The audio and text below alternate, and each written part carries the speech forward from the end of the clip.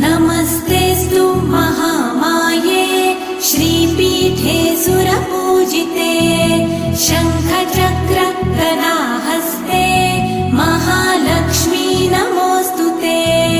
नमस्ते गरुडारूढे कोलासुरभयङ्करी सर्वपाप हरे देवी महालक्ष्मी नमोऽस्तुते। महादेव्यै च विद्महे विष्णुपत्न्यै च धीमहि तन्नो लक्ष्मी प्रचोदयात्।